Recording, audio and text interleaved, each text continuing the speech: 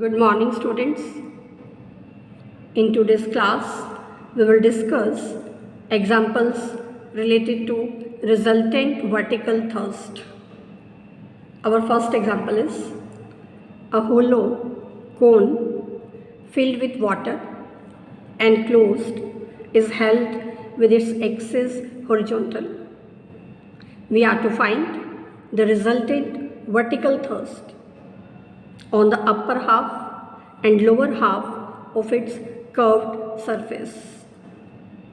So let us consider ABC. This is a cone having the radius R and the height h. AO. This is the axis of the cone being horizontal. This cone is divided into two halves by a horizontal plane AEF, which is through the axis AO.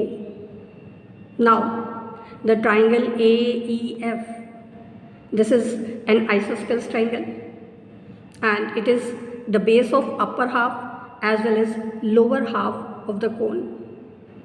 We are to find the resultant vertical thrust on the upper half of the curved surface. By definition, it is given by the weight of superincumbent liquid. Here liquid is water, so we are to find the weight of superincumbent water. Superincumbent water means the weight of water that fills the space between upper half of the cone and a circumscribing prism, which is given by the weight of water in the prism AEFGHK minus the weight of water contained in upper half of the cone. Now let us find weight of water in the prism AEFGHK. This is given by area of the triangle AEF into the height OB into the density of water into G, and the weight of water containing upper half of the cone. This is given by half of volume of the cone into density into G. Volume of cone is 1/3 pi r square h. Density of the water is rho.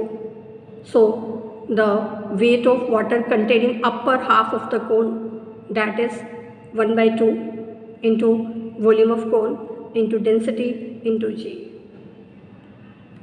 Area of triangle AEF, this is half into base into height. So half into base of the triangle AEF is having the length 2r, height is h. So area of triangle AEF is half into 2r into h. So weight of water in the prism becomes 1/2 into 2r into h into the height BO, which is r, into rho into G. So simplifying this expression, we get the vertical thrust on the upper half of the curved surface, which is given by rho G r square h into 1 minus pi by 6. Now, in the second part, we are to find the vertical thrust on the lower half of the cone, which is given by the weight of superincumbent liquid, means the liquid that fill the space between lower half of the cone and this prism. So it is given by the weight of water in the prism AEFGHK plus weight of water in the lower half cone.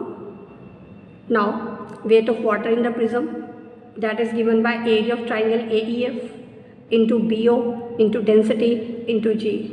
So this becomes 1/2 into 2r into h into r rho G, and the weight of water in lower half of the cone, this is half of volume of the cone into density into G.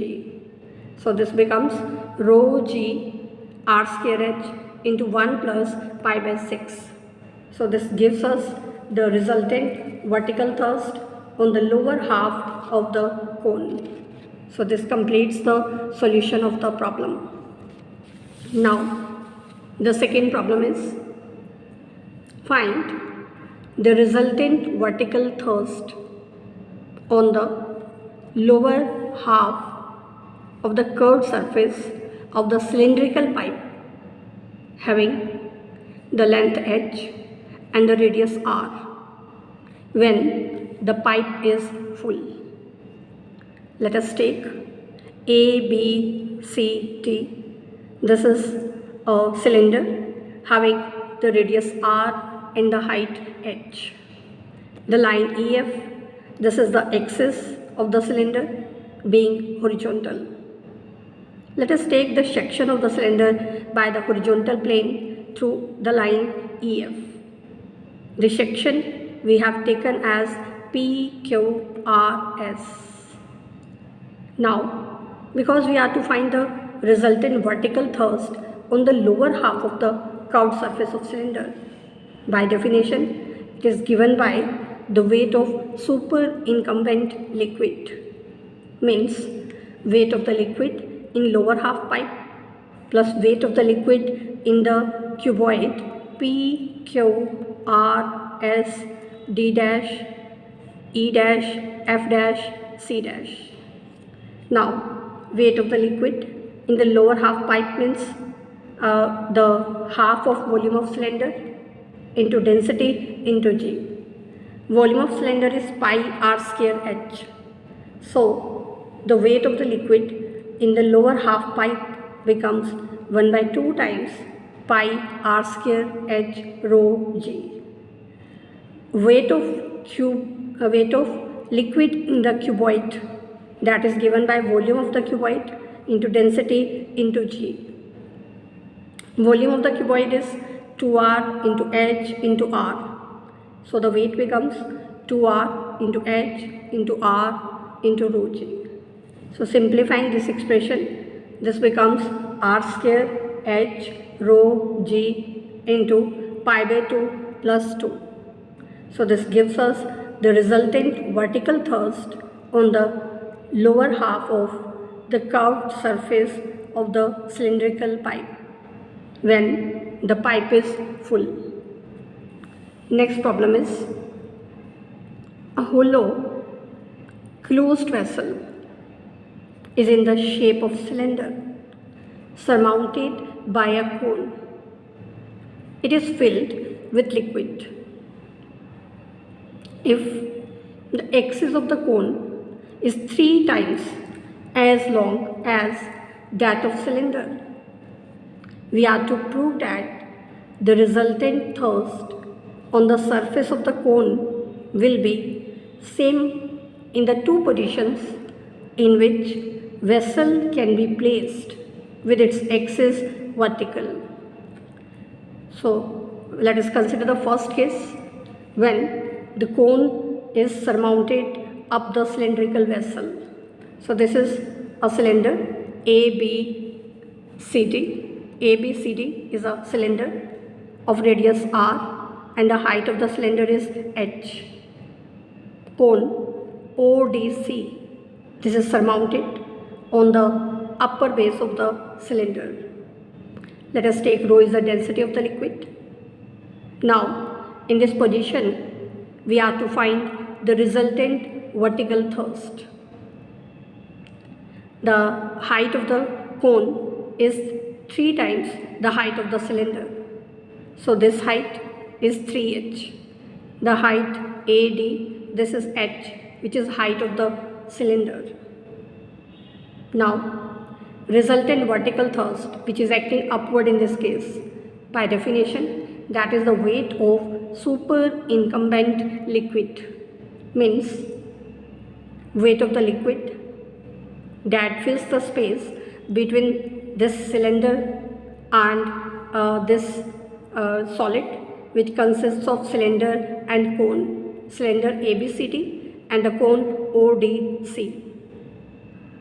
So the weight of superincumbent liquid, that is given by weight of this cylinder minus the weight of this solid, which consists of the cone ODC and the cylinder ABCD. Volume of this cylinder, that is given by pi r square into height of this cylinder is 4h into density into G. Weight of cylinder ABCD, that is volume pi r square h into density into G. Volume of cone ODC is 1 by 3 pi r square into height 3h. So we get the weight of super incumbent liquid, which is given by 2 pi r square h into rho into G. So we have obtained the resultant vertical thrust in this case when the cone is surmounted up the cylindrical vessel. Now let us consider the second case when cone surmounted down the cylindrical vessel. In this figure you can see the cylinder is ABCD and the cone ODC, which is surmounted down the cylindrical vessel. In this case, the resultant vertical thrust is acting downward. So it is given by the weight of the liquid in the vessel. Weight of the liquid in the vessel means weight of the liquid in cylinder plus weight of liquid in the cone. Weight of liquid in the cylinder ABCD, it is given by volume of the cylinder into density of the liquid into G. Volume of cylinder is pi r square h. Density of the liquid is rho.